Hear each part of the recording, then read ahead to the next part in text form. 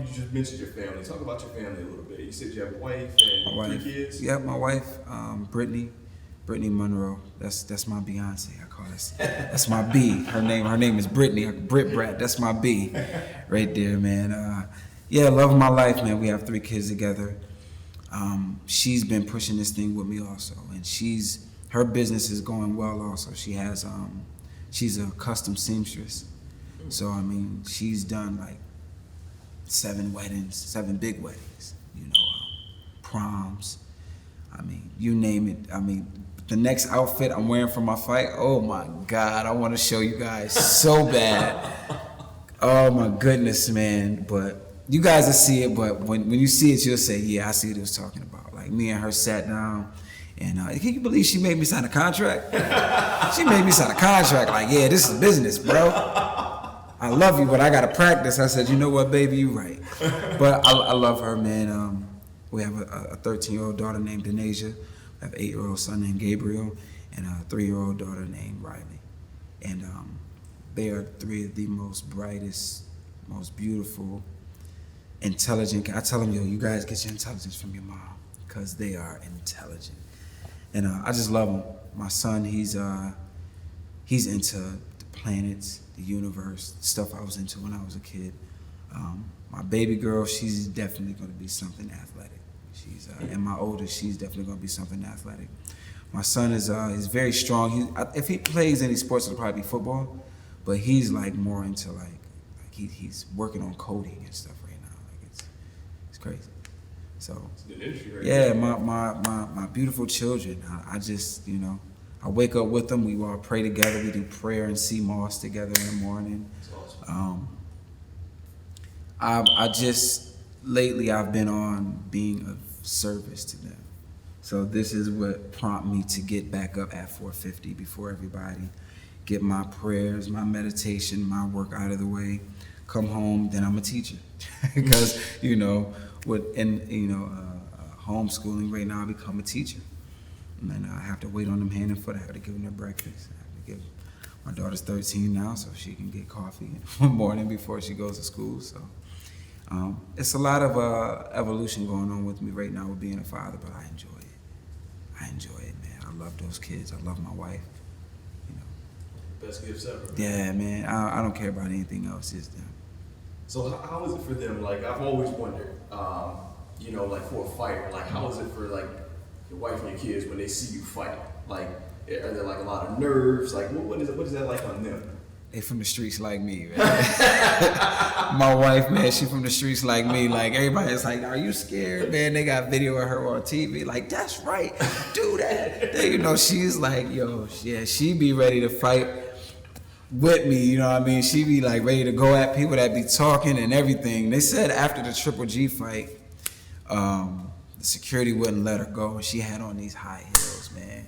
They said she hit one of those moves where she just hit and her feet went over the gate. You heard her heels hit the ground and all you heard was click, click, click, click, click, click, click, click, click, click, all the way. So, she wasn't hearing it from nobody. But my wife is a lot like me, man. She's just a fighter. You know what I mean? We're both Sagittariuses. We're both fire signs. Our birthdays are 6 days apart. You know what I mean? So, she's at the fights. They're amped like me. I go into camp. They go into training camp with me. You know what I mean? Like, my wife goes into her little workout binge along with me. My daughter also. She makes sure she creates all of their outfits to match whatever I'm wearing in the ring. So, like this next one, I can give you insight. I have the kente and the African with and like their outfits with the dashikis and everything that she made is beautiful. But if you look at my Instagram or some of my stuff on Facebook, you'll see how they match me like to the T. Even the fights that they weren't able to come to, my wife is on her sewing machines creating outfits for them to wear when they go watch it, at like a Buffalo Bill or a Buffalo Wild Wings or something like that. So they're very involved. They're very involved, yeah. So after that, you ended up not getting the Canelo fight, but you did get, about a year later, you got the Billy Joe Saunders fight, which was your second world title fight. Yep. 1 day shy of a year later. Had to wait a whole year. It's crazy, man. Yep. Now that was your second world title? Second world title attempt. Now you had to actually go over. Had to go to the UK. To his backyard. My baby girl, to show you how good God works, how good God is. My baby girl, she was born the morning I left. I was supposed to leave on the 5th, and they said the storms that were coming up the East Coast, they weren't letting any flights out of New York. So I was like, gotta come back tomorrow. So I told the team, I said, well, look, we got one more day here. Can't leave till tomorrow afternoon at least. Let's head back to the gym. It was like maybe 5, 6 o'clock. I was like, let's go to the gym, let's get a workout in. I told my wife I had one of those balls like that in the aerobic bar. I said, babe, just while I'm here, just bounce on the ball. I got a whole workout session and had her bounce on the ball. She's in pain, feet swole, hands full. She's swole. She's walking like, like a penguin. About 4 o'clock the next morning, she woke up in crazy pain. She said, I think my water broke. I jumped in the car, I probably did 60 from the parking spot to our front door. You know what I mean? And then probably did another 100 miles per hour from there to the hospital. And she gave birth at like 11 o'clock that morning to my beautiful daughter Riley. And maybe 4 hours later, I was on my flight over to London. Now talk about that incident that happened at the weigh-in with the Billy Joe Saunders fight, because his son, like, probably the most bizarre and strange thing I've been through. I punched in the private area and kicked very hard too. That it hurt. It wasn't like one of those old kind of like that crap hurt. Got to play it off. But yeah, that was never been through anything like that. I know you didn't come out with the dub in that fight, but you said you feel like that loss actually set you up for the Canelo fight in the long run. Elaborate on that a little bit. Dealing with what happened over there put me in a position to definitely get this Canelo fight. So you guys ever saw Dark Knight Rises? Batman, Dark Knight Rises? Yeah. You guys saw the part where Bane, where he was in there with Batman and he had broken the Batman cave or whatever and told Batman like, yo, pretty much the mistake was on you. And he went to fight Bane and he started doing all this tricky stuff. And he turned out the lights on Bane and Bane was like, darkness, and like you adopted the dark. I was born in it. You feel what I'm saying? Like you merely adopted it. I was born in it, molded by it. You know what I mean? Like something that you just learn to work with, I was built on. And I know that's the reason why I'm Canelo's demise, because I'm the complete antithesis of him. He's like Batman. He's been built up on starship and the money and the big contracts, and everybody knows who he is, and rise and rise and rise and belts. My building came in losing, going the opposite direction, having the opposite things happen to me. No money, no big opportunities, fighting the odds, dealing with the backlash of everything that comes with boxing and having to take it face on. So now that we're in this moment of a pandemic, the people like me who have built brick by brick and dealt with things at adversity, at face, and knew how to deal with it, and it wasn't hidden from them. We didn't have millions of dollars and people that had our back. We just had to take it on the chin. It's time for people like us to really win right now. And the people who don't know what it's like to get knocked down and get back up, they're looking for someone like me to show them. So it's good I didn't beat Triple G. It wasn't my time. It's good I didn't beat Billy Joe Saunders and I had to go through getting punched in the private area by his son and kicked in the private area by his son and all the political stuff and having stuff shot at me and being called the N-word more in that 10 days than I've been called ever in America over my 30-some years of living. It took all of that for God to see as he battle tested for the moment that I'm preparing for in the future that no one knew about. This pandemic hit everybody in a real left field way. So it's gonna take a left-handed fighter that's had to deal with a real left-handed career and deal with a lot of left field stuff to come back and beat a guy like Canelo to show them that people like us are winners. Now, in order to beat Canelo, because we know going to a decision, it's almost damn near impossible to beat Canelo in a decision. Do you feel as though you have to knock him out to win? I don't know. You don't know what judges are. You know, the past shows that you would need a knockout to beat Canelo. But you don't know what judges are sitting at the table that night. And you don't know what Canelo, I know what Willie Monroe is showing up. But, you know, we don't know what Canelo is showing up. We don't know what's going on at this particular time in his life. He may be facing a moment where he has to embrace darkness. Maybe that's why he's gonna lose to me. That could be it. You know, you just have to be prepared for everything. And that's why I'm up at 4:50 every morning. You know, early bird gets the worm. You know, it allows me to get in. You know, one of my favorite athletes is Kobe Bryant and Deion Sanders. You know, and you know, Kobe talks about 4 a.m. You know, waking up at 4 and being able to get 3 workouts in, as opposed to the guy that wakes up at 8 and gets in 2 workouts. Now, even though it may not seem like much in the first week, first 2 weeks, maybe 2 or 3 seasons, but after about 2 seasons maybe of waking up diligently like that and working, I've created a margin of time that's been put in the bank of work towards my game that you can't get back simply because of time. Every day you were putting in 2, I was putting in 3. And yeah, it may have not showed up in a week, 2 weeks, a month, a season, but by season 2, I've created that much space that you'll never be able to get back because you can't go back in time. So by waking up at 4, by putting in more workouts, by putting in more intense workouts, by working under a different level of pressure, by making myself be up from 4 a.m., training, or 4:50 a.m., training, and then telling myself, don't go back to sleep, deal with being tired, get something else done throughout the day, writing something, it advances me that much more. So, I say all of that to say, I'm sorry, I went off into a tangent. I say all that to say, I'm built for this moment. And a guy that's, you know, making $365 million, $35 million a fight, it might be kind of hard for him to crawl out of those sheets at 4 in the morning when it's dark like this and go running 5 miles. It may be tough for him to get up in the afternoon and go do his training, especially when he's boss, doesn't have anyone to really tell him you better. I'm telling myself, I don't have anybody telling me, I'm telling myself I better, but you know, you see what I have to work with. You're looking at the gym that I do my strength and conditioning in, you know?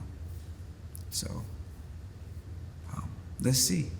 But I think if I stay diligent, I know staying diligent over the past is gonna backdoor this victory, and I know my diligence moving forward is gonna pierce through and create the victory that I've already seen. So talk a little bit about Brick by Brick Promotions. I like the name of that. Right. But it sounds like it's deeper than just a name. Yeah, it comes from my walk in life. It's almost like, I like mirror imaging it to like Nip Hustle with the marathon continues. Mm-hmm. Because that's what a marathon does. It goes on, you know, for 26 and a half miles. And, you know, finishing a marathon, it isn't about who won. It's not a marathon isn't a race to win, you know. It's a push of endurance and diligence. Can you stay down long enough to finish 26 miles? Yeah, you can sprint around the track and beat somebody. Yeah, you could do a 400 meter and smoke somebody. Yeah. And I'm not saying that there's no gratification in that, but it's pure joy in knowing that you defeated yourself and completed 26 miles. I don't worry about how fast he was running. I didn't worry about how slow she was running. I didn't care if he had Gatorade and I didn't. I didn't care if they had, you know, the Vaseline packs and I didn't. I don't care if he ran with 5 power. I made it. I finished. You feel what I'm saying? And that's what building your house brick by brick is like. It's almost like the 3 Little Pigs. Everybody see the nice houses that I built up quickly through straw and stick. But when the big bad wolf, AKA life, comes through and say I'm gonna huff and puff and blow this joint down, 10 times out of 10 he succeeds with a straw house and a stick house.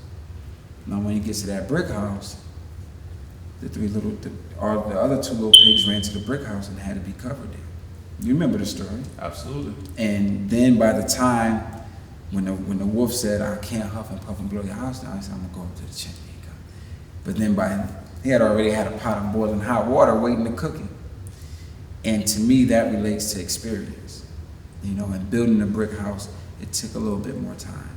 You had to wait for that cement to settle. You had to wait for those bricks to settle into that cement. It may have been a rainy day and the cement got wet again. Now you gotta wait a whole nother 3 days in which you were only planning on waiting 4 days. Now you had to wait a whole week. But you still wait, and when you go back to your work, you go back diligently. That's tough. Because a lot of people look at that and be like, man, I was supposed to have this done 3 days ago, or 3 years ago. Man, I was supposed to have this 5 years ago, or 5 days ago.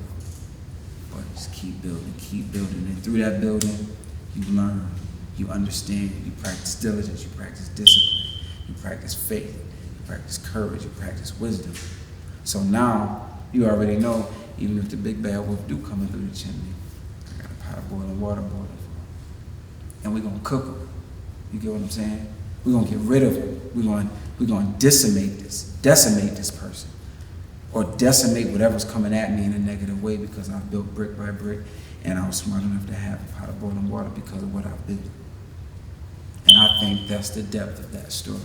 So when I say brick by brick, I'm referring to grassroots, building brick by brick, truly, you know, taking the steps of like I said, working out of a garage, working in a small space, being able to take nothing, turn it into something, being a true alchemist in this walk of life, and doing it as a fighter when all of the work that I've been an alchemist is about to be put on the front line.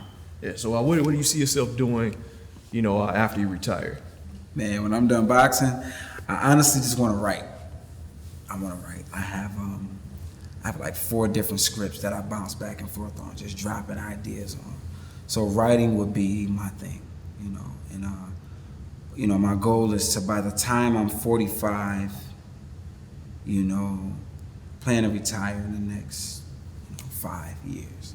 And by the time I'm 45, have everything smoothly enough to be able to, at 45, go on maybe like I don't know, maybe a 50 city tour with my family and break down everything from what I've written all the way down to me and show how it pertains to my career and myself as a human.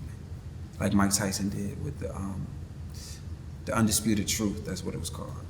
And he went on tour and he just told his whole story. You know, we have the Mike Tyson biopic. We have all of these different, you know, Beyond the Glories and 30 for 30s and stuff like that. But this is Mike authentically going and telling you his story verbatim. You're getting it straight from the horse's mouth. So once I break it down from the writing all the way, now I get to go on tour. And I want to go on tour with my family because I want to show people that family is important. And if you've chosen to be a husband and a great father, you've chosen the right thing. You know? Now, I see you've done some commentating as well. Some fights. Do you plan to keep doing that as well, like staying in the boxing world? Absolutely, absolutely. I don't want to train fighters. I don't want to manage fighters because, you know, I'm a very, I get attached. I get attached to people that I love. And I don't want to get attached to a fighter and then watch them go through the business, the things that I've gone through, and not have some type of heart for them. So I'd rather just distance myself from that because it's a tough hustle. But commentating, yeah, I like commentating. I like putting on a nice blazer, you know, and looking nice. About 100 or your favorite fighters, he made a yeah, one of my favorite commentators too. Him and Paulie Malignaggi. Paulie, oh man. Roy Jones. Yeah, Roy Jones. As well. I like Paulie. I think Tim Bradley too. Tim Bradley.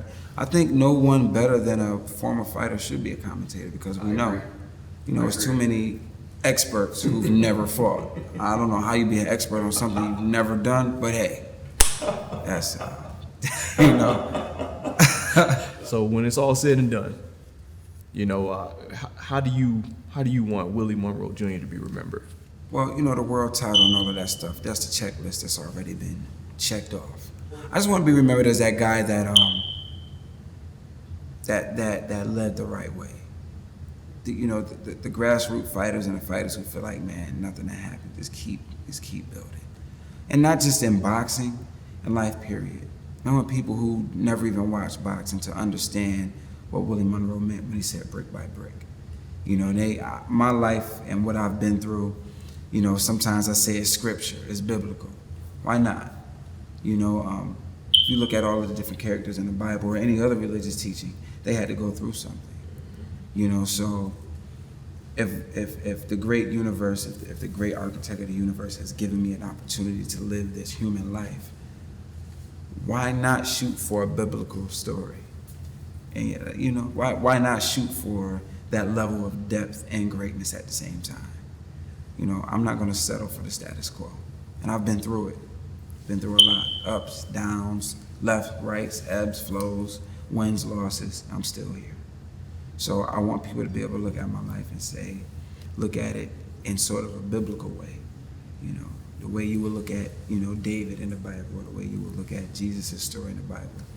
People will be able to look at Willie Monroe's life later on and be like, yo, I can take something from his walk, his diligence, his belief, and instill it in minds to make my life and my career better. Real quick, quick picks, man. So we got some big fights coming up. Right.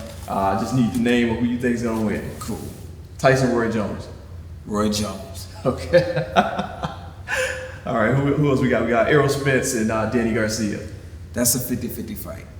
To me, I know both guys, and even though Danny has 2 losses, for a guy to have 2 losses means he has some depth that he knows where to dig from. That Errol has never lost, so it's a depth there that he doesn't have to dig from if needed. Mm-hmm. You know what I mean? I'm not saying that he doesn't have it, but I'm just saying because of the loss, we know Danny Garcia has it, and it's very.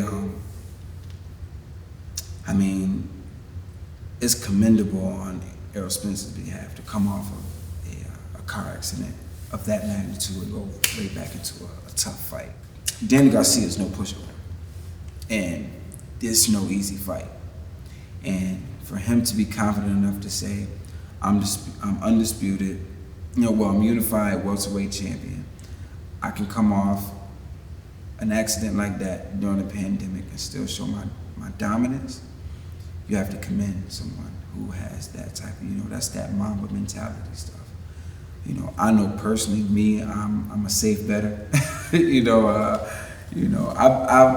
gamble, but on something like that, when you have more than one person involved, such as wife and kids and team, I would, slow my roll personally and spend a little bit more time with God. But maybe he thinks he has it, and if he does, kudos to him. I think it's a 50-50 fight, and I can't wait to see it.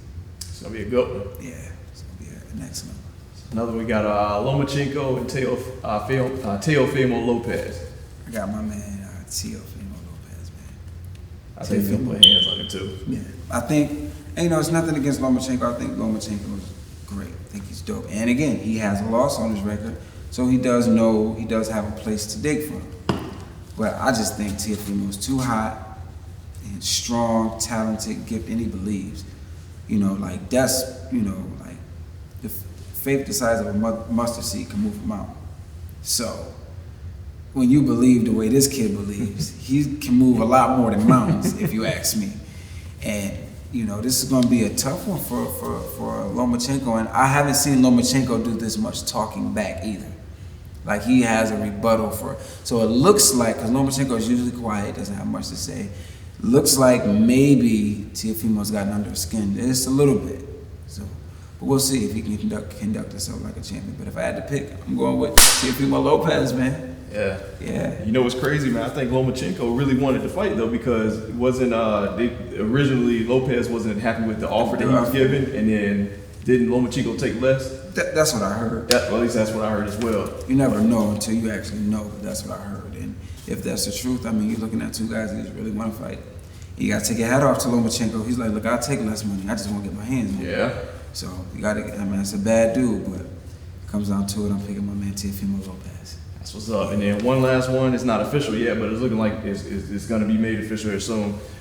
Terrence Bud Crawford versus Kell Brook. Who you got in that one? Definitely going with Terrence Crawford. Like I alluded to before, Brooke has that, you know, he's lost before, so he knows what it's like to be in that area and have to like, all right, now I gotta dig myself out. Terrence hasn't, you know, experienced that since the amateurs. He's a dog, man. He's one of those guys that, even though he's undefeated, he's made the money, he has the belts, he still works as if none of that ever happened. So that's a hard combination to beat when you got somebody who's a dog, they're extremely gifted and extremely talented, and then they work as if they have no money in the bank. That's a hard combination to beat. I'm excited, man. A lot of big fights coming up, man, out of this pandemic, so I'm excited, man. Me too.